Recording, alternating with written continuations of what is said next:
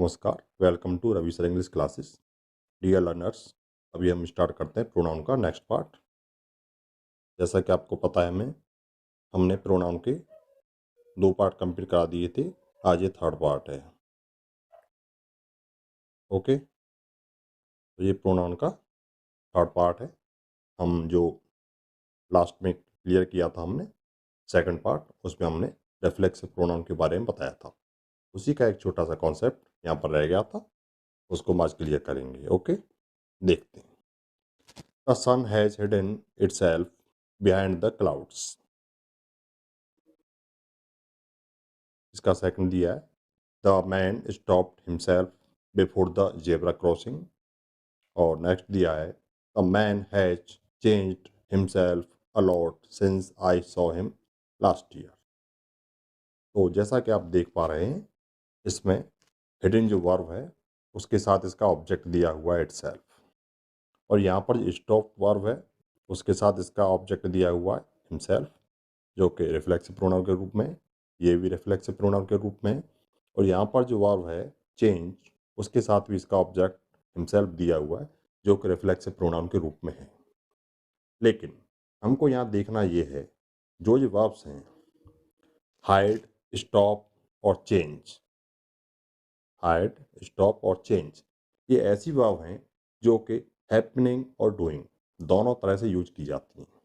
जैसे hide means छुपना और छुपाना, स्टॉप मीन्स रुकना और रोकना, ऐसे ही चेंज मीन्स बदलना और बदल देना, या बदल जाना और बदल देना। तो जब ये हैपनिंग की तरह से यूज किए जाते हैं तो ये इंट्रांजिटिव वर्ब होती हैं। जैसे द सन हैज हिडन, सूरज छिप गया। अगर हम इसको ट्रांजिटिव की तरह यूज करेंगे, the sun has hidden itself, सूरज ने अपने आप को छिपा लिया। ठीक है, तो हमें रिफ्लेक्सिव प्रोनाउन यूज करना पड़ेगा। लेकिन जब इस तरह की वर्ब्स का यूज हो तो उसके बाद हम रिफ्लेक्सिव प्रोनाउन का यूज नहीं करेंगे, क्योंकि सेम मीनिंग अगर हम इंट्रांसिटिव वर्ब को यूज करके निकाल रहे हैं तो हमें एक्स्ट्रा अलग से जाकर वर्ब को ट्रांसिटिव रूप में लिखकर फिर उसके साथ उसका ऑब्जेक्टिव लगाकर ये सब करने की क्या आवश्यकता है। हम सिंपली बोल सकते हैं सूरज छिप गया बिहाइंड द क्लाउड्स, बादलों के पीछे। हम क्यों बोल रहे कि सूरज ने अपने आप को बादलों के पीछे छिपा लिया, मीनिंग तो सेम निकल रहा है। तो उस केस में इनको हम मानेंगे इंट्रांजिटिव वर्ब। ओके, और तब इसकी ऑब्जेक्ट की आवश्यकता नहीं पड़ेगी यहाँ पर। ठीक है ना। ऐसे ही द मैन स्टॉप्ड हिमसेल्फ, यहाँ पर भी हिमसेल्फ की आवश्यकता नहीं पड़ेगी। हम सीधा समझेंगे the man stopped before the zebra crossing, व्यक्ति जेब्रा क्रॉसिंग से पहले ही रुक गया। अब ये इंट्रांजिटिव वर्ब है। ठीक है ना, इंट्रांजिटिव वर्ब।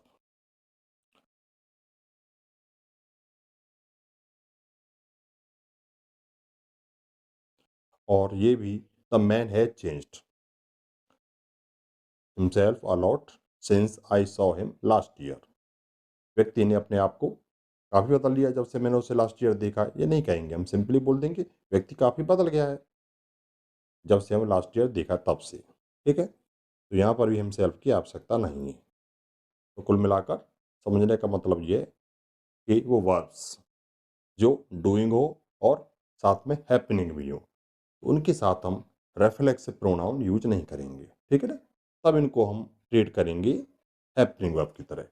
तब ये वर्ब्स इंट्रांजिटिव होती हैं और इनके साथ हमें ऑब्जेक्टिव लगाने की आवश्यकता नहीं पड़ती। ओके, ये वर्ब्स हैं स्टार्ट, जैसे शुरू करना और शुरू कराना, स्टॉप रोकना रोकना, चेंज हाइड ओपन, क्लोज बंद करना बंद कराना, बॉयल उबलना उबालना, बर्न जलना जलाना, ब्रेक टूटना तोड़ना, बेथ नहाना नहलाना, मेल्ट पिघलना पिघलाना, प्रूव सिद्ध करना, सॉरी सिद्ध होना सिद्ध करना, कुक पकना और पकाना। तो बस हमें ये ध्यान रखना है कि जहाँ पर भी ये वर्ब्स आती हैं तो इनके बाद अगर कोई रेफ्लेक्सिव प्रोनाउन दिया हुआ है तो हम उसको यूज नहीं करेंगे। इन वर्ब्स को उस केस में हम केवल इंट्रांजिटिव मानेंगे, यानी हैपनिंग मानेंगे, और तब इसके बाद हमें रिफ्लेक्सिव प्रोनाउन लगाने की यानी ऑब्जेक्ट की कोई आवश्यकता नहीं होगी। ओके। लेकिन अब यहाँ पर कुछ ये भी सेंटेंस दिए हुए हैं, देखिए, the man stopped the bike, the man changed his plan, the thief hid the money. यहाँ भी सेम वर्ब है, स्टॉप, चेंज और हाइड। ओके, लेकिन इनके साथ इनके ऑब्जेक्ट दिए हुए हैं। ओके, अब इन ऑब्जेक्ट को हम हटा नहीं सकते हैं, इसलिए यहाँ पर हम इनको ट्रांजिटिव वर्ब मानना ही पड़ेगा, और ये इनके ऑब्जेक्ट हैं। ओके,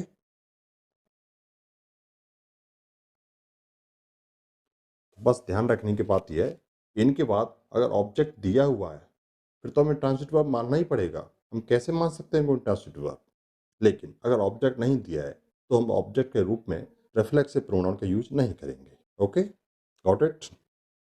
देखिए आगे देखिए, अभी देखते हैं एम्फेटिक प्रोनाउन। अभी ये रिफ्लेक्सिव प्रोनाउन खत्म हो चुका है, अभी नेक्स्ट प्रोनाउन लेते हैं एम्फेटिक प्रोनाउन। ये क्या होता है? It is use to emphasise, ये एम्फेसाइज करने के लिए, किसी को प्रेशराइज करने के लिए, किसी पर जोर देने के लिए यूज किया जाता है। ओके, जैसे I myself saw him there, मैंने स्वयं उसको देखा वहां पर। तो देखिए, ये सब्जेक्ट हो गया, सॉ क्या है? वर्ब है, ये इसका ऑब्जेक्ट है। ओके, अगर ये इसका ऑब्जेक्ट है तो माई सेल्फ क्या है? ये इसका ऑब्जेक्ट तो है नहीं, ठीक है? तो ये क्या है? एम्फेटिक प्रोनाउन है। ठीक, एम्फेटिक है प्रोनाउन। ऐसे ही शी हरसेल्फ, तो हरसेल्फ का यहाँ पर एम्फेटिक प्रोनाउन है।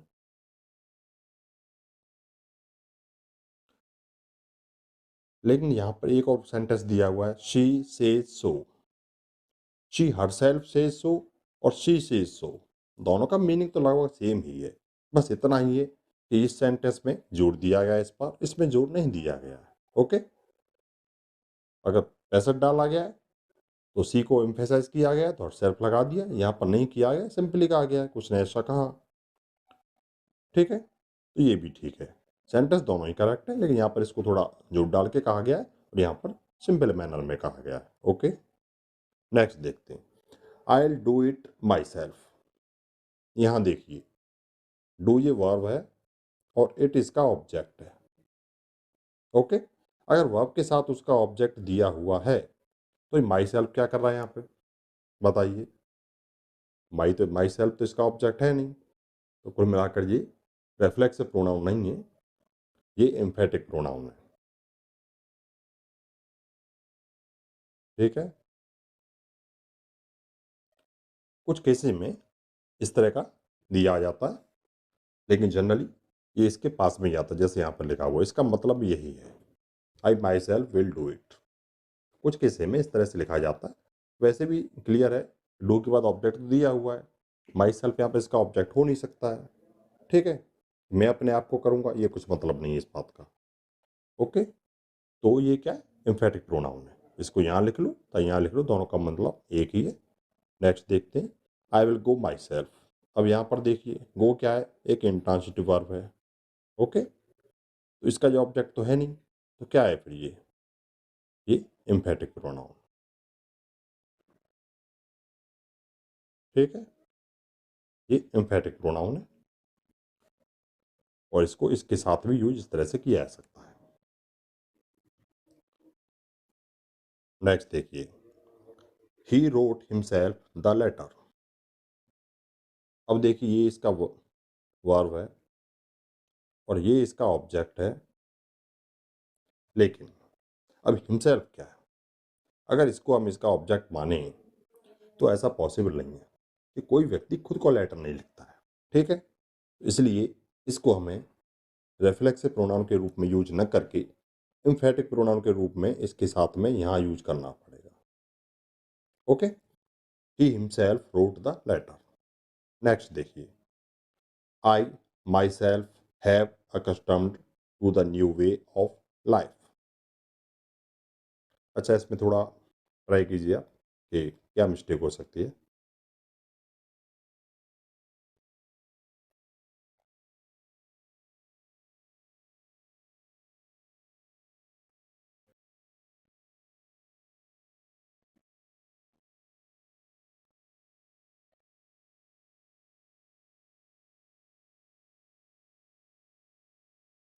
देखिए बताते हैं। जैसे कि आपने कुछ जैसे लास्ट लेक्चर में पढ़ा था आपने, अकस्टम्ड क्या है? ये एक वर्ब है, एक ट्रांजिटिव वर्ब है। इसके साथ में कोई प्रोनाउन लगाना पड़ेगा, कोई क्या रिफ्लेक्सिव प्रोनाउन नहीं आता है, ठीक है। जो यहाँ पर दिया हुआ नहीं है, इसलिए इस रिफ्लेक्सिव प्रोनाउन को उठाकर जो कि एम्फेटिव के रूप में दिया हुआ है, जो कि आएगा नहीं, हम यहाँ पर लगाएंगे, ठीक है। अकस्टम्ड के बाद I have accustomed myself to the new way of life. Next देखिए, she cut herself that tree. ये कट वर्ब है और दैट ट्री इसका ऑब्जेक्ट है। लेकिन अभी हर सेल्फ क्या है? अब ये इसका ऑब्जेक्ट नहीं हो सकता, क्यों? अगर ये इसका ऑब्जेक्ट होगा तो बड़ा ही लॉजिकल मीनिंग बनेगा कि उसने अपने आप को काटा, जो कि पॉसिबल नहीं है। इसलिए इसको उठाइए और एम्फेटिक प्रोनाउन के रूप में यहाँ पर लगाइए, ठीक है। She her self cut that tree. उसने खुद वो पेड़ काटा। ओके, तो ये हो गया एम्फेटिक प्रोनाउन। अभी नेक्स्ट देखते हैं रेसिप्रोकल प्रोनाउन। देखिए, ये क्या होता है? इसमें प्रोनाउन जो होता है, ऑब्जेक्ट होता है, उसको दो तरह से यूज किया जाता है। एक तो होता है ईच अदर, एक होता है वन एंड अदर। तो ईच अदर क्या किया जाता है? ओनली टू के लिए होता है, और ये टू प्लस के लिए यानी मोर देन टू के लिए यूज किया जाता है, ठीक है। देखिए, the two brothers love each other. यहाँ पर ये ट्रांजिटिव वर्ब है, ठीक है। तो द टू ब्रदर्स, तो द टू, टू दिया है तो क्या आएगा? Each other. टू के लिए है ना ईच अदर। और नेक्स्ट देखिए, the students of this class. अब ये क्या हो गई? ये टू प्लस हो गई, तो यहाँ पे क्या आएगा? The students of this class help. किसकी हेल्प कर रहे हैं? वन एंड अदर, ठीक है ना, क्योंकि मोर देन टू है, तो यहाँ पर क्या आएगा? One and other. ओके, बस हमको इतना ही ध्यान रखना है रेसिप्रोकल में कि अगर दो व्यक्ति परस्पर हेल्प करें या परस्पर कोई एक्शन करें तो ईच अदर, और दो से ज़्यादा मिलकर वो काम करें तो वन एंड अदर। ओके, देखिए, the three friends helped each other. तो थ्री फ्रेंड्स क्या है? Two plus. टू प्लस होंगे तो किस में क्या होगा? ईच अदर के क्या आएगा? One and other.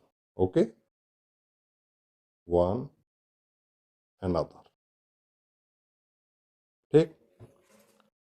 ऐसे ही नेक्स्ट है, Indians should not fight with each other. तो इंडियंस, तो ये भी टू प्लस है। ओके, तो यहाँ पर भी क्या आएगा? ईच अदर की जगह पर ईच अदर को हटाइए और वन एंड अदर, ठीक है, वन एंड अदर। लेकिन ये तो हो ही गया। अब देखिए, अब यहाँ पर अगर आप देख पाए होंगे तो हमको एक चीज़ देखनी है कि हमने जो हेल्प वर्ब है उसके साथ में जोड़ा वन एंड अदर, लेकिन फाइट वर्ब जो है उसके साथ में हमने जोड़ा है वन एंड अदर, तो जोड़ा ही है, लेकिन साथ में विद और जोड़ा है। ऐसा क्यों?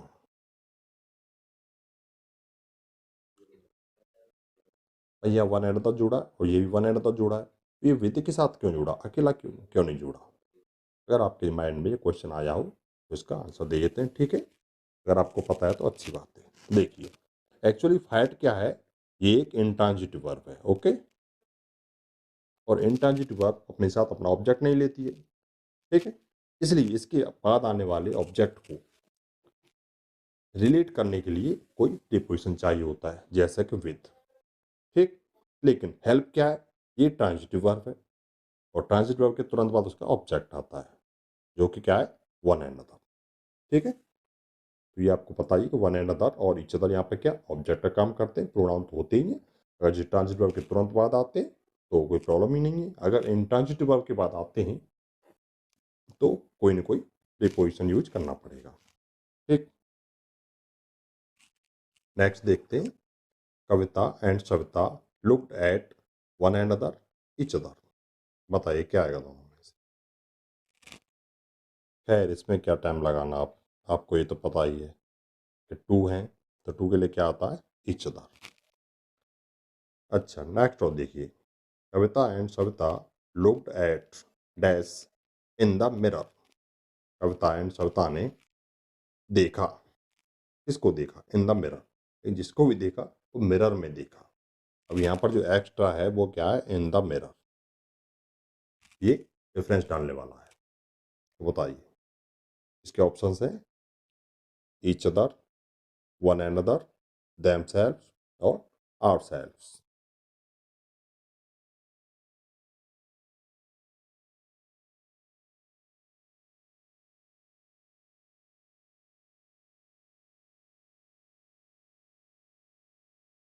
पता चला? देखिए बताते हैं। पहली बात ऑप्शन से देख लेते हैं। अगर कविता एंड सविता दिया है तो जाहिर सी बात है कि टू है, ठीक है। तो ईच अदर आ सकता है, वन अनदर नहीं आएगा। अच्छा, अगर देम सेल्स की बात करें तो ये भी आ सकता है, लेकिन आर सेल्स नहीं आएगा क्योंकि सब्जेक्ट इसका वी नहीं है, ठीक। तो अभी यहाँ पर दो रह गई है, कौन से? ईच अदर और देम सेल्स। अब इन दोनों में से कौन सा आएगा ये देखना है हमें। तो देखिए, अगर कविता एंड सविता एक दूसरे को देखा तो ईच अदर ठीक होता। यहाँ पे एक दूसरे को नहीं देखा, उन्होंने मिरर में देखा। और किसको देखा? खुद को ही देखा, ठीक है ना। यहाँ कविता है, यहाँ कविता, यहाँ सविता, इसके सामने क्या है? ये मिरर है, ओके। इसमें ये दोनों देख रही हैं, किसको देख रही हैं? खुद को ही तो देख रही हैं। इसलिए यहाँ पे क्या आएगा? ईच अदर भी रॉन्ग होगा, यहाँ पे आएगा देम सेल्व्स।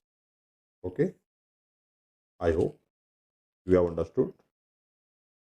तो आज के लिए इतना ही करते हैं, ठीक है। ये आपका रिफ्लेक्सिव हो ही गया, उससे पहले हमने पर्सन का दिया, तो ये एम्फेटिक भी हो गया और ये रेसिप्रोकल भी कंप्लीट हो गया, ठीक है। अभी इसके बाद नेक्स्ट कराएंगे, ठीक है, डेमोन्स्ट्रेटिव प्रोनाउन। आज के लिए इतना ही। अगर कोई क्वेरी या कमेंट हो तो कमेंट बॉक्स में लिखना, ठीक है। Okay, thank you.